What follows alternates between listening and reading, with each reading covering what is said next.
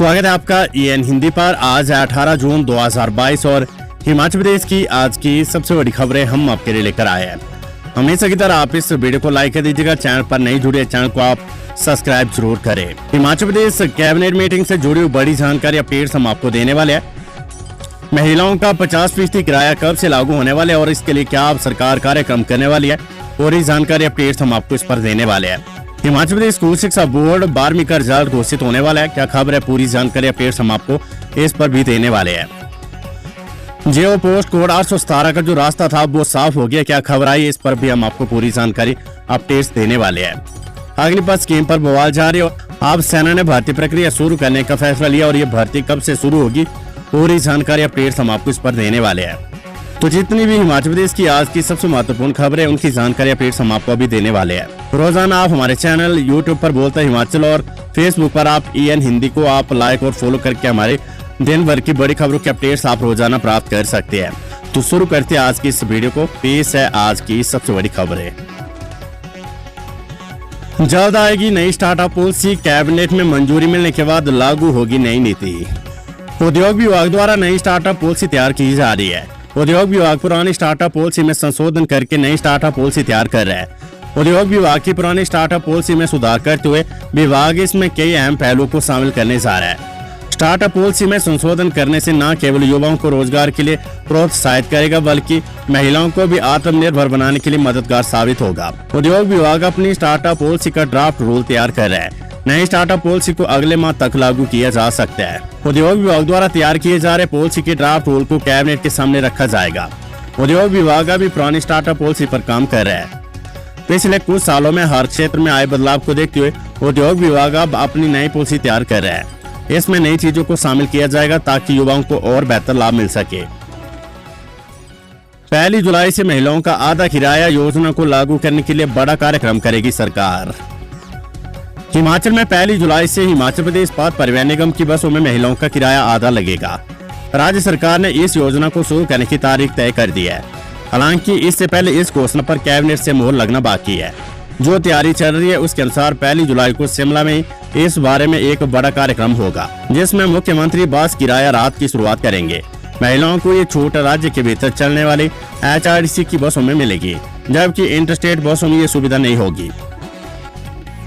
बड़ी खबर, स्कूल शिक्षा बोर्ड धर्मशाला से आज घोषित हो सकता है 12वीं का रिजल्ट। 12वीं के परीक्षा परिणाम का इंतजार कर रहे परीक्षार्थियों के लिए रात भरी खबर है।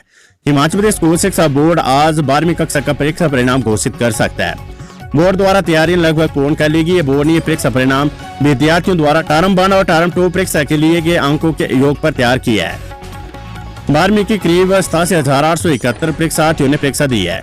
विदित्र की इस बार टर्म 1 और टर्म 2 आधार पर परीक्षाएं आयोजित हुई है।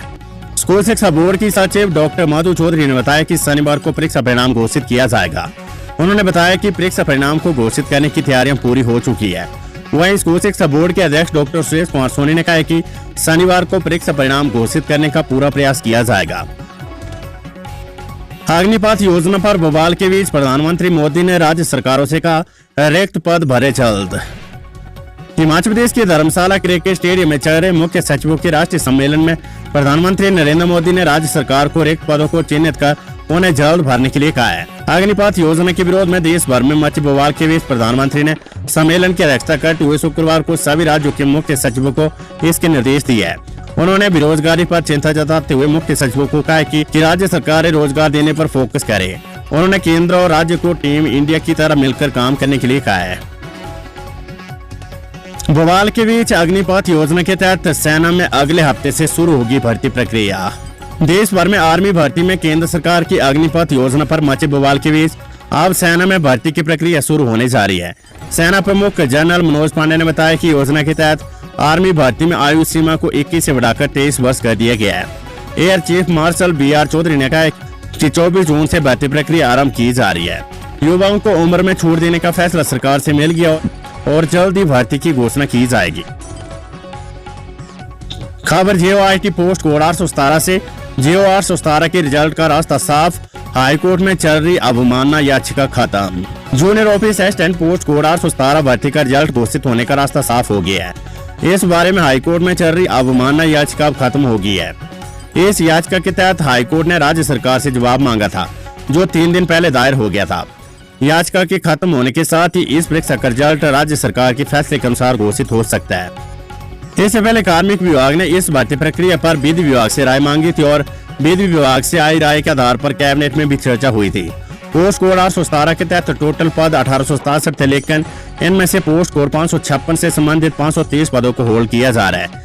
ये इसलिए होल्ड करने पड़े हैं क्योंकि पोस्ट कोड 556 का केस सुप्रीम कोर्ट में लंबित है और जुलाई में इसकी सुनवाई होनी है। पेटीएम से बस टिकट बुकिंग पर 10% की छूट, एचआरटीसी और पेटीएम ने की साझेदारी। पेटीएम से बस टिकट बुकिंग करने पर यात्रियों को 10% इंस्टेंट डिस्काउंट मिलेगा। 197 कम्युनिकेशन लिमिटेड, जिसके पास भारत की अग्रणी डिजिटल पेमेंट एवं financial service company brand Paytm का स्वामित्व है, उसने आज हिमाचल सड़क परिवहन निगम के साथ साझेदारी की है। इस साझेदारी के तहत पेटीएम ऐप पर एचआरटीसी द्वारा संचालित सभी बसों की ऑनलाइन टिकट बुकिंग करने पर 10% इंस्टेंट डिस्काउंट की घोषणा की गई है। उपभोक्ताओं को डिस्काउंट के साथ ऑनलाइन बस टिकट बुकिंग करने की सुविधा प्रदान करने के लिए कंपनी ये ऑफर लेकर आई है। प्रधानों को प्रधानमंत्री मोदी की चिट्ठी, प्रधानमंत्री का सभी पंचायतों में 21 जून को योग करवाने का आग्रह है। एक तरफ जहां देश में 21 जून को होने वाले 8वें योग दिवस की तैयारियां जोरों पर है, वहीं इसी बीच प्रधानमंत्री नरेंद्र मोदी की एक चिट्ठी सभी पंचायत प्रधानों को आई है। हिमाचल में भी सभी पंचायत प्रधानों को ये पत्र आयुर्वेद विभाग के माध्यम से भेजा गया है। गौरतलब है कि इस बार 21 जून को होने वाले 8वें योग दिवस पर आजादी के 75 साल के अवसर को देखते हुए पूरे देश में 75 ऐतिहासिक साइट चुनी गई है। अग्निपथ योजना युवाओं के भविष्य से खिलवाड़, सुख बोले 4 साल की बजाय पहले की तरह स्थायी नौकरी दी जाए। हिमाचल प्रदेश कांग्रेस चुनाव प्रचार समिति के अध्यक्ष और स्क्रीनिंग कमेटी के सदस्य सुखविंदर सिंह सुक्खू ने अग्निपथ योजना को युवाओं के भविष्य के साथ खिलवाड़ बताया है। उन्होंने कहा कि केंद्र सरकार पूर्व की तरह युवाओं को सेना में स्थायी नौकरी दे। 4 साल तक की नौकरी युवाओं के साथ भद्दा मजाक है। इससे युवाओं का सेना में जाने का जोश कम होगा। पेट्रोल पंप घोटाले के आरोपी अरेस्ट, हाईकोर्ट ने रद्द की दोनों की जमानत याचिका। जिला शिमला के उपमंडल टियोग के जगेड़ी हिमफेड पेट्रोल पंप में हुए 1 करोड़ 30 लाख रुपए के घोटाले के आरोपी मार्केटिंग मैनेजर मूलराज और लिपिक सुनील कुमार को पुलिस ने गिरफ्तार कर लिया है। दोनों आरोपियों ने शुक्रवार को हाईकोर्ट में जमानत याचिका दायर की थी। हाईकोर्ट की ओर से जमानत याचिका को खारिज होने के बाद पुलिस ने हिमफेड पेट्रोल पंप में हुए 1 करोड़ 30 लाख के घोटाले के दोनों आरोपियों को कस्टडी में लिया है।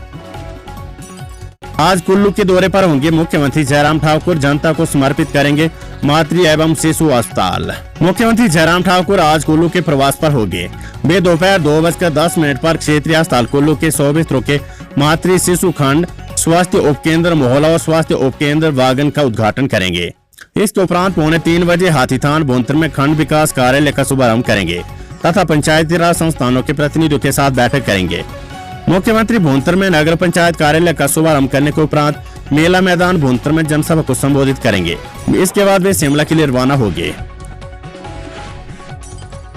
हत्या के दोषी को आजीवन कारावास, नशे के सौदागर को 7 वर्ष की सजा। खबर है नाहन से। विशेष न्यायाधीश द्वितीय श्रीमोर डॉक्टर आविरा वासु की अदालत ने हत्या व नशे के मामले में 2 दोषियों को कैद व जुर्माने की सजा सुनाई है। जानकारी के अनुसार हत्या के मामले में मुजरिम नीताराम निवासी ग्राम पंचायत बोकला डाक सिला तहसील सिलाई को आईपीसी की धारा के तहत आजीवन कारावास और 20,000 रुपए जुर्माने की सजा सुनाई है। जुर्माना अदा न करने पर मुजरिम को 1 साल की अतिरिक्त सजा भुगतनी होगी। हिमाचल में स्कूलों की खस्ता हालत पर आपने घेरी सरकार, शिक्षा मंत्री से मांगा इस्तीफा। दिल्ली के मुख्यमंत्री अरविंद केजरीवाल और उप मुख्यमंत्री मनीष सिसोदिया ने हिमाचल की भाजपा सरकार के शिक्षा मॉडल की पोल खोल कर रख दी है। ऐसे में शिक्षा मंत्री बौखला गए और आम आदमी पार्टी के नेताओं पर तथ्यहीन बयानबाजी कर रही है। आम आदमी पार्टी के प्रदेश उपाध्यक्ष एस जोगटा ने शुक्रवार को शिमला में आयोजित पत्रकार वार्ता में ये बात कही है। उन्होंने कहा कि प्रदेश में शिक्षा व्यवस्था के हालात ये कि स्वयं शिक्षा मंत्री गोविंद सिंह ठाकुर के गृह जिले के अंतर्गत जर्जर भवनों में स्कूल चल रही है। इतने ही नहीं, स्कूलों में सुविधाओं का भी अभाव है। एक ही भवन में स्कूल और पशु औषधालय चल रहे हैं। कई स्कूलों में शिक्षक नहीं है तो कई बच्चे ही नहीं है। जोगटा ने कहा कि आम आदमी पार्टी के सेल्फी विद स्कूल अभियान के अंतर्गत जनता स्वयं वीडियो बनाकर प्रदेश की शिक्षा व्यवस्था की पोल खोल रही है। ऐसे में शिक्षा मंत्री को तत्काल अपने पद से त्याग पत्र दे देना चाहिए। मुख्यमंत्री जयराम ठाकुर बोले, युवाओं को देशभक्ति से जोड़ना अग्निपथ योजना का मकसद।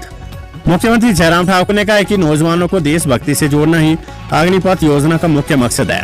विपक्ष के लोग अनावश्यक राजनीति कर नौजवानों को भ्रमित करने का काम कर रहे हैं। अब योजना की घोषणा हुई है। इस योजना से बहुत सारे उन युवाओं की इच्छा पूर्ति होगी जिनमें देश सेवा में काम करने की लगन है। चंबा में प्रेस वार्ता में उन्होंने कहा कि युवाओं को भ्रमित कर विपक्षी दल माहौल खराब करने की कोशिश कर रहे हैं।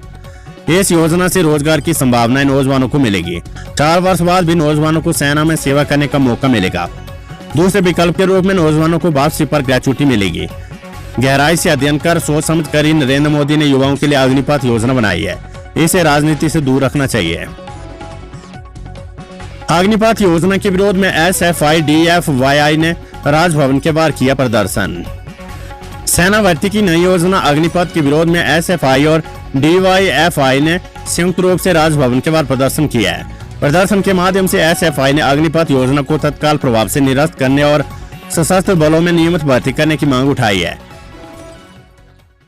DLED प्रवेश परीक्षा पहली बार डाइट की निगरानी में होगी। DLED प्रवेश परीक्षा प्रदेश में पहली बार डाइट की निगरानी में diploma in elementary education DLED की प्रवेश परीक्षा होगी। परीक्षा प्रदेश के 125 परीक्षा केंद्रों पर 19 जून को होगी। इसमें सभी जिले की डाइट को फ्लाइंग स्क्वाड बनाने का जिम्मा भी दिया गया है। ये फ्लाइंग स्क्वाड परीक्षा खत्म होने तक परीक्षा केंद्रों पर ही रहेगा। इसके लिए डाइट को पत्र भी प्राप्त हुए हैं।